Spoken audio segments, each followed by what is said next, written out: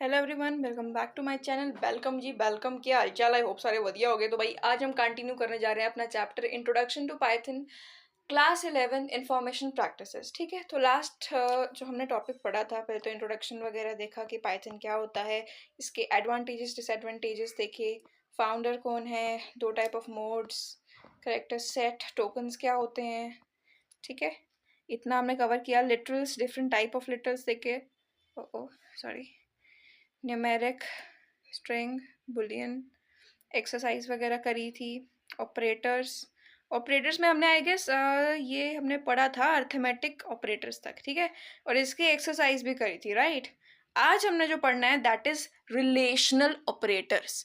ठीक है, देखो अगर सिंपल या समझाने की भाषा से आपको समझाने के लिए बताऊं तो ये किस तरीके के ऑपरेटर्स होते हैं, आप कैसे इन्हें याद रख सकते हो।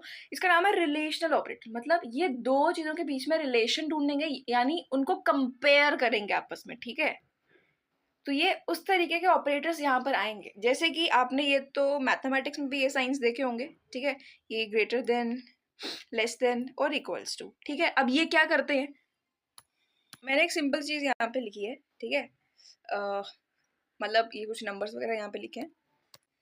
मैथमेटिक वाइज जब हमने हमने जब ये कॉन्सेप्ट पढ़ा रहा होगा ग्रेटर देन का, लेस देन का, तो यहाँ पर मैंने ये ग्रेटर देन का साइन लगा दिया। 3 ग्रेटर देन 5, क्या 3 5 से बड़ा होता है? नहीं, तो ये क्या हो जाएगा? गलत है ना, इसमें फॉल्स आएगा। हाँ, तो ये मैंने आपको क्या दिखाया, ये मैंने आपको एक सिंपल सा, जो हमें मैथमेटिकल जब हम करते हैं तो हमें यहाँ पर भी क्या हो रहा है, ये जो साइन है इन दोनों को आपस में कंपेयर कर रहा है। ऑब्वियसली कंपेयर करने की कोशिश कर रहे हैं। क्यों, कैसे कैसे मैं कह रही हूँ कि ऑब्वियसली, क्योंकि ये साइन देख रहा है कि इन दोनों में से जो ज्यादा बड़ी वैल्यू है, ये आपको ये कंपेयर करके कह रहा है कि इन दोनों में ज्यादा बड़ी वैल्यू जो है वो 3 की है। ठीक है, यानी कि जो साइंस होते हैं ये कंपेयर करने के लिए यूज होते हैं। ये वाला ग्रेटर देन, अगर मान लो कि मैंने कुछ ट्रुथफुल लिखना है, सही स्टेटमेंट लिखनी है, तो मैं ऐसे लिख सकती हूँ, उल्टा कर सकती हूँ इसका, तो ये सच होगी। पर इसका मेन काम क्या रहा कि इसने कंपेयर किया, कहीं ना कहीं रिलेशन ढूंढना चाह रहे हैं। मतलब हम देख रहे हैं कि इन दोनों नंबर्स में कौन सा किससे बड़ा है।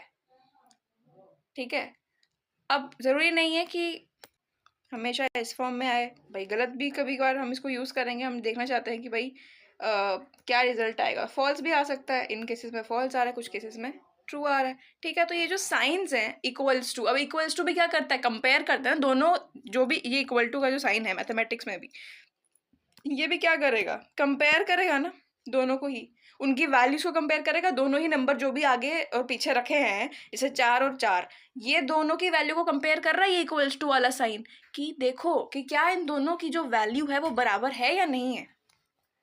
ठीक है, तो इस तरीके से आई होप आपको थोड़ा सा याद रहे, जब भी ये नाम आएगा ना रिलेशनल, तो मतलब दोनों के बीच में कोई रिलेशन, कोई कंपेयर कुछ देखा जा रहा है, तो ऐसे ऑपरेटर्स भाई कौन से होंगे, यही greater than, less than, equals to. ठीक है, ये थोड़ा सा आपको से बस मैंने आइडिया दिया, अभी हम आ रहे हैं टॉपिक पे। अब यहाँ पे ऑब्वियसली अब आईपी है, थोड़ा सा डिफरेंस आ जाएगा। ठीक है, देखो ग्रेटर देन का साइन तो यही है, लेस देन का भी यही है, लेकिन जब इक्वल्स टू डालना होता है, जैसे मैंने लिखा था 4 इक्वल्स टू 4, तो ये मैथमेटिक्स में तो हाँ ये ट्रू होगा। लेकिन अगर हमने जब पाइथन हम कर रहे हैं इस्तेमाल, पाइथन भाषा का इस्तेमाल करते हुए, अगर मैंने यही चीज जाननी है कि बताओ ये दोनों वैल्यूज जो भी मैं यहाँ पर रखूंगी, जरूरी नहीं 4 हो, कोई भी वैल्यू, 5 5 हो, 6 7 हो, कोई भी वैल्यू, ये दोनों की जो दोनों ही नंबर्स हैं इनकी वैल्यू साथ में बराबर है या नहीं, तो उसके लिए मैं यहाँ पर एक सेकेंड,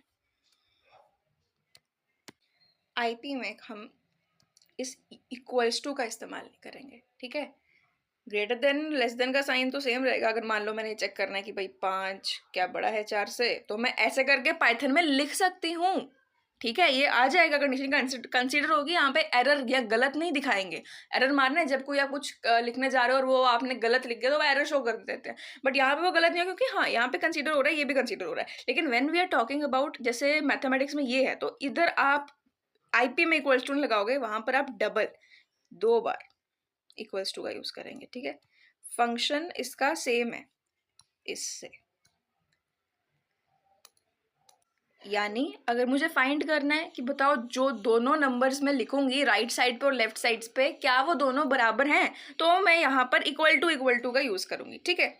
इसका फंक्शन यही होता है, जैसे मैं लिख देती हूँ 5 इक्वल टू 6, ठीक है। तो ये करेक्ट होगा। इसका मतलब ये कि देखो कि क्या 5 6 के बराबर है, इन दोनों की वैल्यू सेम है? नहीं है ये सेम। क्यों? क्योंकि भाई 6 बड़ा है 5 से, हमें पता है। तो इसमें आएगा फॉल्स। समझ में आया? तो यहाँ पे ही इसी तरीके से रिलेशन एक दूसरे दो नंबर्स के बीच में कंपेयर करके उनका रिलेशन ढूंढ रहे हैं। इन ऑपरेटर्स को एक तरीके से दोनों ही नंबर्स को जो भी आप डालेंगे उन्हें कंपेयर किया जा रहा है आपस में, ठीक है। कि बताओ कौन सा किससे बड़ा है, और अगर छोटा कौन सा वाला नंबर है, और जो उन्होंने स्टेटमेंट दी है अगर वो सही है तो ट्रू आ जाएगी, अगर गलत है तो फॉल्स आ जाएगा। समझ में आया? अब यहाँ तक तीनों का आपने फंक्शन समझ लिया। अब जो यहाँ पे आए हैं ना, ये आपको कुछ टेंशन लेना है। अब यहाँ पे एक चीज़ आप कॉमन देख रहे हो, इक्वल्स टू का साइन कॉमन है, ठीक है। बाकी एक ग्रेटर देन का लग गया साथ में, एक वाला फंक्शन में लेस देन का लग गया, और एक में ये एक्सक्लेमेशन मार्क लगा है। क्या मतलब है धीरे करके देखते हैं, ठीक है। जो पहला फंक्शन है इसमें लिखा greater than equal to, example की हेल्प से हम हर एक चीज़ को समझेंगे। और जो ये वाला है इसमें है लेस देन इक्वल्स टू और इसमें नॉट इक्वल्स टू। एग्जाम्पल कैसे सब कुछ समझते हैं, ठीक है, टेंशन की कोई बात नहीं है। ये मैंने आपको बोला जब एक्सक्लेमेशन और इक्वल्स टू आता है तो इसका मतलब क्या है, नॉट इक्वल्स टू। इसकी हिंदी करो मतलब बराबर नहीं है। ये ऑपरेटर बता रहा है कि दो भी आप यहाँ पे जो भी दो नंबर्स डालोगे उन दोनों को कंपेयर करके क्या बता रहा है कि ये दोनों ही नंबर्स बराबर नहीं होने चाहिए, नहीं है, ठीक है, ऐसा बोल रहा है। अगर ये सही होगा तो ट्रू आ जाएगा, मतलब अगर दोनों नंबर बराबर नहीं होंगे तो ट्रू आएगा। अगर मान लो कि नहीं उनकी वैल्यूज बराबर होंगी तो वहां पे फॉल्स आ जाएगा, ठीक है। एग्जाम्पल की तरफ से देखते हैं क्या लिखा है, क्या मैंने अभी बकवास की है वो थोड़ा समझ आ जाएगा आराम से आपको, ठीक है। 4 एक्सक्लेमेशन मार्क इक्वल्स टू 7, यानी 4 एक्सक्लेमेशन मार्क इक्वल टू 7 मतलब ये दोनों नंबर आपस में एक दूसरे के बराबर नहीं है। इसका मतलब ही क्या था, नॉट इक्वल्स टू, कि भाई 4 जो है वो 7 के बराबर नहीं है। तो सच तो बोला है कि 4 की वैल्यू 7 की वैल्यू के बराबर है, नहीं है, तो ये सच बोल रहे हैं, यहाँ पे ट्रू हुआ, इसीलिए ट्रू हुआ। समझ में आया?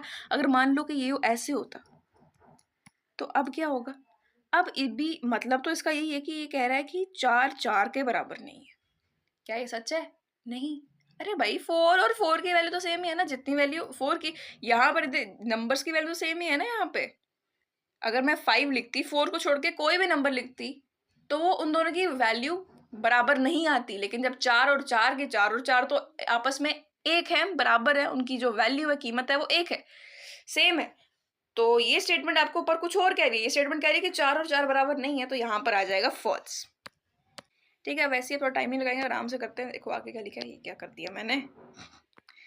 आगे है 4 इक्वल्स टू 9। वो कह रहे हैं कि 4 जो है वो 9 के बराबर है। क्या ये सच है? नहीं। तो यहाँ पे क्या आएगा, फॉल्स।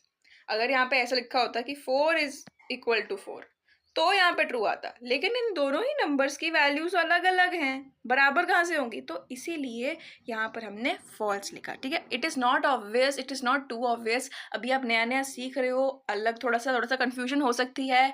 कुछ भी छोटे से छोटा डाउट हो, बड़े से बड़ा डाउट हो, कोई भी डाउट हो, please guys do ask in the comment section regarding जो भी मैंने आपको पढ़ाया है। कोई भी डाउट हो please do ask in the comment section, ठीक है। आगे देखो यार, अब यहाँ पे मेन चीज़ मजा आएगा यहाँ पे, ठीक है। ग्रेटर देन का साइन क्या होता है और लेस देन का साइन क्या होता है, याद रखने का है बाबा।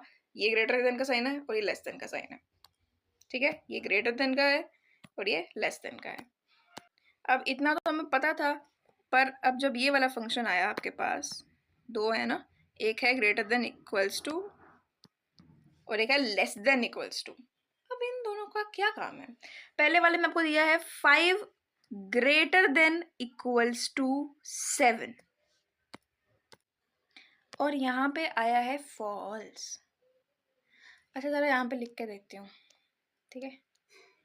सिर्फ लिखने से नहीं भी समझने से भी इसको और क्लियर होगा। ग्रेटर देन का मतलब क्या होता है, बड़ा है। ये ग्रेटर देन का साइन सबसे पहले क्या कह रहा है कि 5, हमें ना देखो दोनों ही साइंस का क्या मतलब है, अगर मैं अलग अलग आपको समझाऊँ तो समझ में आ जाएगा ना। मतलब ये ग्रेटर देन का साइन का मतलब होता है कि ये देखेगा कि जो ये वाला नंबर है, यहाँ पे जो नंबर है वो बड़ा होगा इस वाले नंबर से, राइट है ना, यही करेगा। इक्वल्स टू क्या बोलेगा कि ये दोनों ही नंबर्स क्या हैं, बराबर हैं। तो यहाँ पे दो कंडीशंस आ रही हैं, एक या तो ये नंबर इस वाले नंबर से बड़ा हो, ग्रेटर हो, या तो ये और ये दोनों ही नंबर्स आपस में बराबर हों। तो यहाँ पे ये दो कंडीशंस हैं आपके पास। ये साइन, ये पूरा ऑपरेटर आपको ये दो कंडीशन दे रहा है, और इन दोनों में से अगर एक भी सही होगी, ठीक है, अगर एक भी सही होगी तो यहाँ पर आंसर क्या आ जाएगा, ट्रू। ठीक है, बहुत गन डाल दिया मैंने, साफ कर लेते हैं, कोई नहीं। तो इन शॉर्ट अब करके देखते हैं। 5 ग्रेटर देन इक्वल्स टू 7। तो पहले वाला ये कंडीशन बता रहा है कि 5 जो है वो 7 से बड़ा है क्या? 5 नंबर 7 नंबर से बड़ा है? नहीं, 5 तो छोटा है, 7 ज़्यादा बड़ा नंबर है। तो पहली कंडीशन क्या हो गई? पहली कंडीशन ये वाली क्या हो गई? फॉल्स। ठीक है, या आपने लिखना नहीं है वहाँ पे, ये चीज़ मैं सिर्फ आपको बता रही हूँ समझाने के लिए, ठीक है। उसके बाद है 5 क्या बराबर है 7 के? नहीं, दोनों की तो अलग अलग वैल्यू है, तो ये भी फॉल्स हो गया। मैंने कहा था अगर दोनों में से ना एक भी कंडीशन सही हुई तो ट्रू आएगा। अब यहाँ पे तो दोनों ही कंडीशन हमारी गलत हो गई। आप रफ पे करके देखो या अपने दिमाग में करके देखना। तो यहाँ पर क्या आएगा? यहाँ पर आपके पास आ जाएगा इसका आंसर फॉल्स, जो आपने लिखा हुआ है। Very fine, is that clear? अब वैसे ही अगला आपके पास जो है, यहाँ पर भी किसका यूज़ किया है? यहाँ पर भी आपके पास ऑपरेटर है ग्रेटर देन इक्वल्स टू। ठीक है, second, very fine. So 5 this and this. क्या 5 पहली कंडीशन कह रही है कि 5 जो है वो 5 से बड़ा है। अब देखो यहाँ पे कंफ्यूजन मत होना, जो 5 नंबर है क्लियर रखना अपने आप में।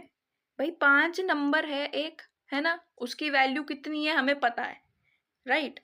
तो 5 और दूसरा एक और नंबर जो यहाँ पर दिया वो भी 5 ही है, तो दोनों की वैल्यू आपस में बराबर है, कोई बड़ा या छोटा नहीं है, दोनों ही सेम नंबर यहाँ पर लिखे गए हैं। अगर वो 4 4 होता, 3 3 होता, तो कोई भी किसी से बड़ा या छोटा नहीं हो सकता, क्योंकि जब दोनों वैल्यूज आपको सेम दी जाएंगी तो वो किसी से बड़ी छोटी नहीं होगी, वो दूसरे के बराबर है।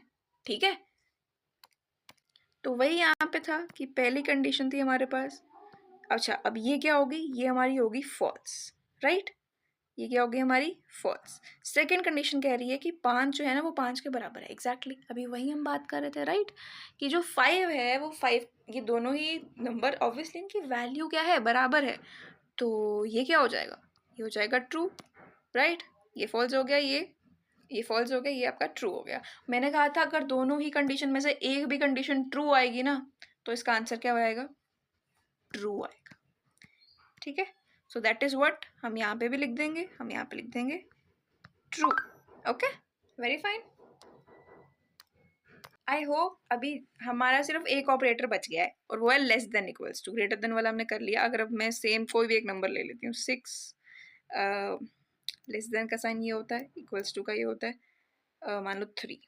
ये हमने पाइथन में लिख दिया। ठीक है, अब ये आपको इसका आउटपुट निकालना भी सिखा रहे हैं ताकि आपको मतलब अच्छे से क्लियर हो जाए कि ये ऑपरेटर का मतलब क्या है, ये कह क्या रहा है। इसमें भी सेम वैसे ही होगा थोड़ा सा। ये आपको जो पहला यहाँ पे ऑपरेटर है, ये आपने ये कंडीशन चेक करनी है, क्या 6 3 से छोटा है,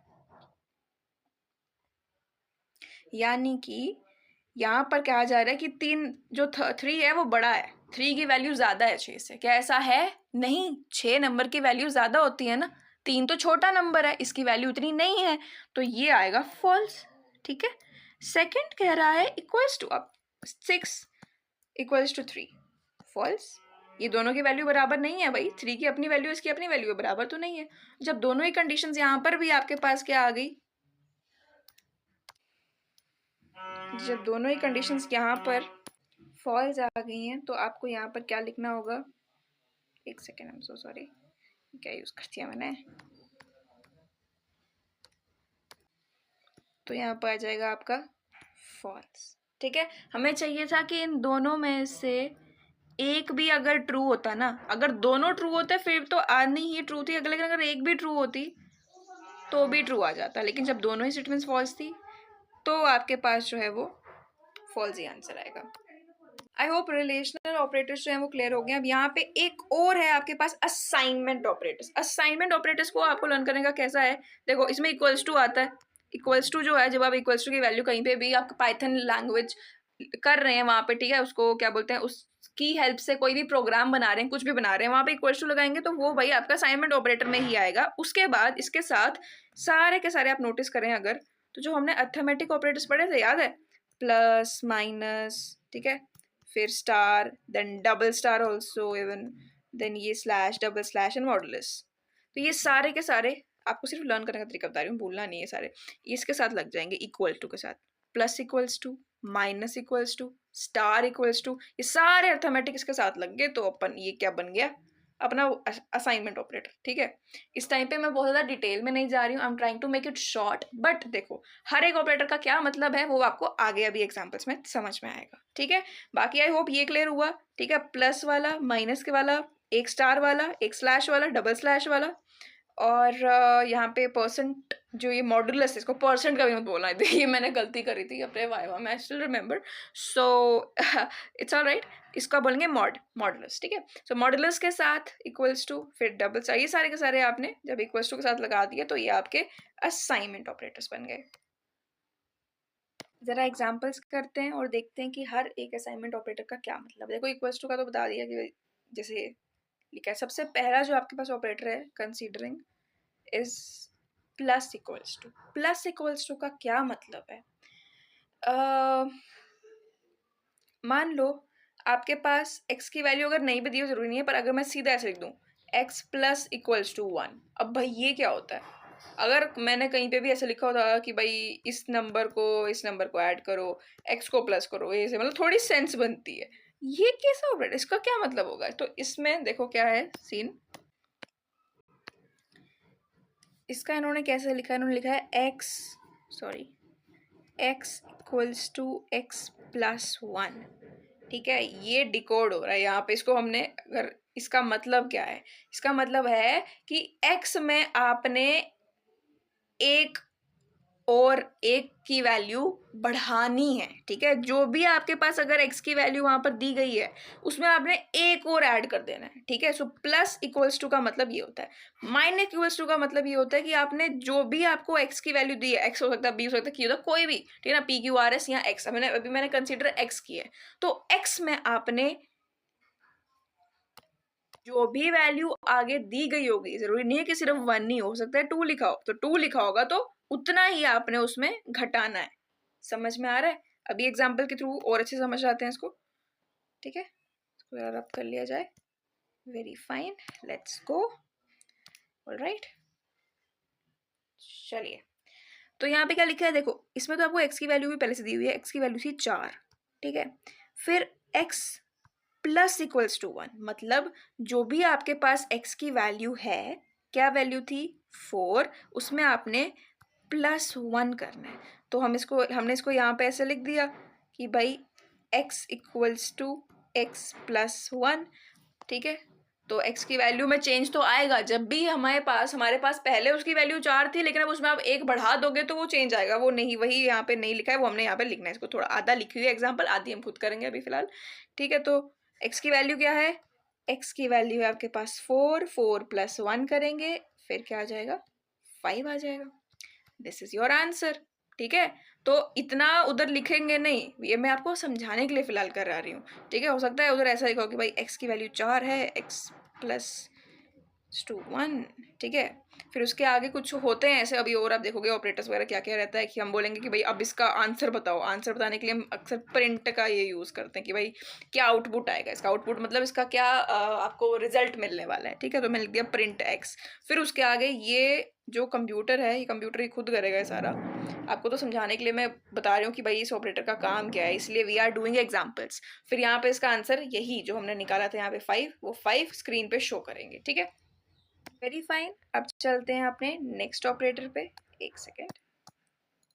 चलिए, अगला है minus equals to. Minus equal to में क्या है, अब जैसे यहाँ पे आपको x की वैल्यू दी है, ठीक है, x की वैल्यू फिर से हमारे पास कितनी है 4, मैंने लिख दिया x माइनस इक्वल्स टू 2, मतलब जो भी x की वैल्यू दी है आपको, ठीक है, यानी x में x की जो भी वैल्यू दी है आपको, हमारे यहाँ पे 4 दिए, तो 4 में आपने ये यानी 2 घटाने हैं, 2 माइनस करने हैं, ठीक है। तो बस फिर इसको हम आगे करेंगे ऐसे कि भाई x की वैल्यू हमारे पास थी 4 में हमने माइनस करना है 2, कितना बचेगा 2, ये इसका रिजल्ट फाइनल आउटपुट आएगा, दैट इज 2, ठीक है। फिर स्टार इक्वल्स टू पे आ जाते हैं। अब स्टार का तो वैल्यू, स्टार का मतलब क्या होता है हमें पता है, मल्टीप्लाई के लिए यूज करते हैं वैसे, राइट। पहले हमारे पास यहाँ पर भी x की वैल्यू कितनी है 4 है, फिर मैंने लिख दिया x स्टार इक्वल्स टू 2, यानी जो भी वैल्यू मेरे पास x की है, जैसे कि यहाँ पे 4 है तो 4 को आपने इनटू कर देना है किससे, यहाँ पे क्या लिखा है, जो भी यहाँ पे लिखा होगा 2, तो 2 से करेंगे। समझ में थोड़ा सा आ रहा है, यानी x इक्वल्स टू, x की वैल्यू है 4 मल्टीप्लाई बाय 2, 4 को 2 से मल्टीप्लाई कर लो, 8 आ गया। हो सकता है मैं ज़्यादा स्लो जा रही हूँ, अगर आपको ऐसा लग रहा है, देखो right now we are just starting with IP, तो आपको बेसिक्स हमेशा क्लियर होने चाहिए, बेसिक्स बहुत पक्के हो जाएंगे, देखो बाद में जब इसको एक्सरसाइज करेंगे तो वो तो तेज तेज हो जाएगा। समझ में आ रहा है? So I hope it is clear. आगे बढ़ते हैं। अब नेक्स्ट आपके पास है स्लैश इक्वल्स टू, ठीक है। इसका क्या है, इसका मतलब ये है जैसे आपको जो भी x की वैल्यू दी है उसको आप डिवाइड करेंगे, ठीक है, उसको आप डिवाइड करेंगे फर्दर गिवन वैल्यू से। For example, just for example है ये, ठीक है, हर बार ऐसा नहीं है मतलब हमेशा 2 से ही होगा। अगर मैं कभी ऐसे लिख दूँ x स्लैश इक्वल्स टू 3, तो x की जो भी वैल्यू होगी वो क्या होने वाली है, वो 3 से डिवाइड होने वाली है। अगर मैं लिख दूँ x स्लैश इक्वल्स टू 4, तो x की जो भी वैल्यू होगी वो किससे डिवाइड होगी, वो 4 से होगी, ठीक है। इसमें भी ऐसे लिख देना इक्वल x इक्वल्स टू, ठीक है। आई होप क्लियर हुआ, वेरी फाइन। तो अब करते हैं ये, हमारे पास जो दी गई है एग्जाम्पल, x की वैल्यू है 4, x स्लैश इक्वल्स टू 2, यानी x की वैल्यू में हमने x की वैल्यू जो भी है उसको हमने डिवाइड करना है 2 से, ठीक है, वही यहाँ पे लिखा है, राइट। अब x की वैल्यू क्या थी, 4 थी, 4 को डिवाइड करो 2 से, क्या होगा आंसर, 2 आ जाएगा, ठीक है। नाउ फाइनली अगले वाले पे चलते हैं। देखो यहाँ पे ना, अगर हम जितना हमें पहले वाला भी जो मैंने आपको पिछले पार्ट में पढ़ाया याद रहेगा ना, तो अभी उतनी और आसानी होगी, इसलिए जितना आप प्रैक्टिस करोगे उतना बढ़िया है, ठीक है। जैसे हमें पता था कि ये तो अर्थमेटिक वाला, ये अर्थमेटिक नहीं, क्योंकि अब सिर्फ ये डबल स्लैश नहीं रहा, इसके आगे इक्वल्स टू लग गया, तो ये असाइनमेंट ऑपरेटर बन गया। बट जस्ट सेइंग कि मैं क्या पता कि ये डबल स्लैश का मतलब क्या है, इसमें भी हम 2 नंबर्स को आपस में डिवाइड करते हैं, ठीक है, ये 2 नंबर्स होंगे, इनको आपस में डिवाइड तो होगा ही है, लेकिन अगर इसका आंसर कभी भी मान लो डेसिमल में आ गया, मान लो 2.32 आंसर आ रहा है, तो जो डेसिमल के यानी ये बिंदु के आगे जितने भी जो नंबर्स होंगे ये हट जाते हैं, ये कट जाएंगे, यहाँ पे सिर्फ 2 आंसर है। क्लियर हो रहा है? ये एग्जाम्पल के थ्रू मैंने आपको समझाया, तो डेसिमल पार्ट हट जाता है, that was the function of ये जो हमने पढ़ा था अर्थमेटिक ऑपरेटर, ठीक है। बट अब देखो हमने स्लैश इक्वल टू लगाया, इसको कैसे करेंगे। अब जैसे यहाँ पे आपको x की वैल्यू दी गई है 4, ठीक है, जरूरी नहीं है आपको, मैं चाहूँ तो इधर से भी स्टार्ट कर सकती हूँ, बट हाँ इसका फिर आगे आंसर नहीं निकलेगा क्योंकि हमें पता ही नहीं है कि x की वैल्यू क्या है, ठीक है ना। तो ऑब्वियसली x की वैल्यू हमेशा गिवन रहेगी, ठीक है। और अगर आपको कभी आउटपुट फाइंड करने वाला क्वेश्चन आया कि भाई हाँ बताओ अब इसका आउटपुट क्या होगा, तो या ठीक है, खैर वो सब चीज़ अभी साइड पे रखते हैं। यहाँ पे आपको क्या कहा है कि भाई x की वैल्यू 4 है, x double slash equals to 2, ठीक है, ये यहाँ पे इन्होंने लिखा है। अब इसका मतलब ये है कि x की वैल्यू जो भी है ना उसको आपने 2 के साथ डिवाइड कर देना है, ठीक है। और नॉर्मल डिवाइड नहीं है, डबल स्लैश यहाँ पे लिखा हुआ है, तो इसका क्या होगा, कैसे करेंगे इसको हम डिवाइड। x की वैल्यू कितनी थी, 4 थी, x equals to 4 divide by 2, जब हम डिवीजन करेंगे ना 2 की 4 से, तो आप देख रहे हो यहाँ पर ऑलरेडी कोई आगे डेसिमल में जाए, क्योंकि 2 2 सा 4 होता है तो सीधा निकल रहा है। पर अगर कुछ ऐसा होता, अगर तो यहाँ पर तो मतलब डेसिमल नहीं लग रहा, तो सीधा तो आंसर 2 ही आ जाएगा, बिल्कुल सही होगा। अगर होता 5 मतलब मान लो x की वैल्यू अगर यहाँ पे इसकी जगह 5 होती, सो 2 को करो हाँ जरा 5 से, 2 2 ज़ा 4, नीचे बच गया 1, पॉइंट लगेगा यहाँ पे, डेसिमल लगता है ना, फिर इधर 0 लग गया, 2 5 ज़ा कितना होता है, 10 होता है, सो 10 10 एंड इधर ऐसे कैंसिल, सॉरी स्पेस नहीं थी, एक सेकेंड।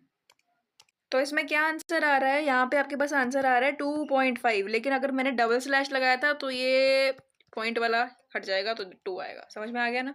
तो ये हो गया भाई इसका फंक्शन, थोड़ा सा मैंने बताया आपको, राइट। और हाँ एक चीज़, जब असाइनमेंट ऑपरेटर की बात चल रही है तो ये खाली ये नहीं आएगा, इसके साथ इक्वल्स टू भी लगेगा, ओके, वरना वो तो फिर अर्थमेटिक बन जाएगा। फाइन, करते हैं इसको रिमूव। अब लास्ट आपके पास दो ही बच्चे हैं, एक है मॉडुलस इक्वल्स टू और नीचे डबल स्टार इक्वल्स टू। करते हैं इसको फटाफट से। यहाँ पर भी क्या है, मॉड का क्या फंक्शन था, डिवाइड करते हैं और जो रिमाइंडर आएगा वो अपना आंसर बनता है, ठीक है। अब मॉड इक्वल्स टू में क्या है, जैसे कि एक्स की वैल्यू हमारे पास कितनी है 4 दी है, मैंने लिख दिया एक्स मॉड इक्वल्स टू 2, यानी जो भी एक्स की वैल्यू है, जो भी एक्स की वैल्यू है उसको आप डिवाइड करेंगे, आगे इधर क्या लिखा है 2 लिखा है तो 2 से डिवाइड करेंगे, 3 लिखा होगा तो 3 से कर देंगे, और क्या आंसर आएगा, रिमाइंडर आंसर आएगा, ठीक है, क्योंकि ये मॉड का ही फंक्शन होता है, वो आपको कोएफिशिएंट नहीं, वो आपको रिमाइंडर आंसर देता है। तो यहाँ पे करके देखते हैं भाई, एक्स की वैल्यू कितनी थी 4, 4 मॉड 2, यानी 2 को 4 से करो, 2 2 ज़ा 4। अब गलती से भी ये मत लिख देना, क्योंकि अब मॉडुलस यहाँ पे आया तो आंसर कोएफिशिएंट नहीं आता, यहाँ पे रिमाइंडर आंसर आएगा, तो आंसर आपके पास 0 आएगा। समझ में आया। अब इसके आगे आपके पास आता है डबल स्टार इक्वल्स टू, ये आपके पास एक अपार आपका लास्ट असाइनमेंट ऑपरेटर है।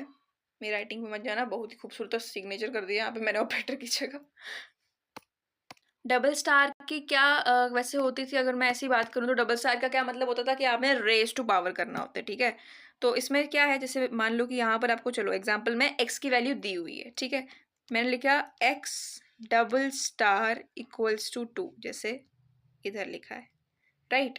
अब डबल स्टार इसका मतलब ये है कि जो भी आपको एक्स की वैल्यू दी है उसको आप रेज टू पावर करेंगे, क्योंकि डबल स्टार का मतलब रेज टू पावर होता है, विद किससे, जो भी यहाँ पर नंबर लिखा है, 2 लिखा है तो यहाँ पे 2 से, ठीक है, वही यहाँ पे भी लिखा गया है, सेम लिखा है।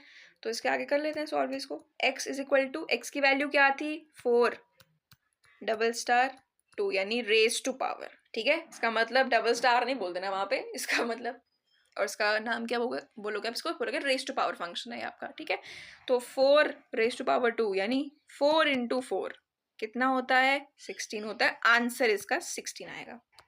तो भाई इस वीडियो में हम इतना ही पढ़ेंगे। हमने क्या पढ़े, हमने ऑपरेटर्स पढ़े, रिलेशनल ऑपरेटर्स और असाइनमेंट ऑपरेटर्स, ये दोनों ऑपरेटर्स हमने कवर अप किए हैं। नेक्स्ट वीडियो में आप देखेंगे लॉजिकल ऑपरेटर्स क्या होते हैं, क्योंकि मैंने अभी वो भी यहाँ पे करवाया तो वो वीडियो बहुत लंबी हो जाएगी, थोड़ा सा इसमें ये भी इंटरेस्टिंग है, इसके लिए हम अलग वीडियो में हम इसे समझेंगे, जिसमें आपके पास ये 3 चीज़ें आती हैं, एंड और नॉट, एंड थोड़ा सा ट्रूथ टेबल, सब देखेंगे। टिल देन आई होप आपको जो क्या रिलेशन ऑपरेटर क्या होता है वो क्लियर हुआ हो, ठीक है। गंद मैंने कितना डाल दिया है, इसको ठीक कर लेंगे, ओके। सो इसी के साथ आपने रिलेशनल ऑपरेटर्स पढ़ा, उसकी कुछ एग्जांपल्स देखी, असाइनमेंट ऑपरेटर पढ़ा, उसकी भी हमने कुछ एग्जांपल्स देखी, और एट द एंड आपको मैं कुछ एक्सरसाइजेस यहाँ पे कुछ क्वेश्चंस दे रही हूँ जो आप आराम से बैठ के कर सकते हैं। अगले वीडियो में इसके आंसर्स भी आ जाएंगे, राइट। अगर आप खुद पे नेट से भी देख सकते हो, बट जस्ट फॉर प्रैक्टिस, क्योंकि प्रैक्टिस करना ज़रूरी है, otherwise it is just like कि अगर प्रैक्टिस नहीं करेंगे वो चीज़ें दिमाग से भूलेंगी और वो देर नहीं लगेगी बिल्कुल भी। फाइन, ये आप कुछ एक्सरसाइज कुछ क्वेश्चंस हैं, प्रैक्टिस कर लोगे तो बढ़िया रहेगा, ठीक है। ये रिलेशनल ऑपरेटर से रिलेटेड है, स्क्रीनशॉट ले लो। अगली वीडियो में हम इसके आंसर्स भी देख लेंगे, वैसे देखना होगा तो नेट से भी देख सकते हो, बट जस्ट मेन इसका मोटिव यही है, just do practice, it is important, वरना दिमाग से निकलने में टाइम नहीं लगेगा। That's what I feel.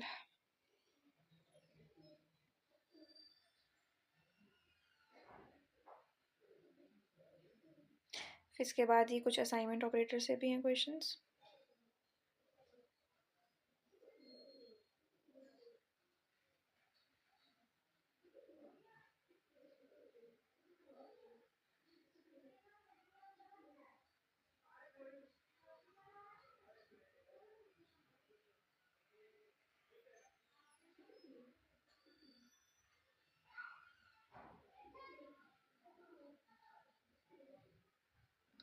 ठीक है, तो आई होप जितना समझाया है उतना क्लियर हुआ होगा। इसके आगे हम देखेंगे लॉजिकल ऑपरेटर्स अपने अगली वीडियो में।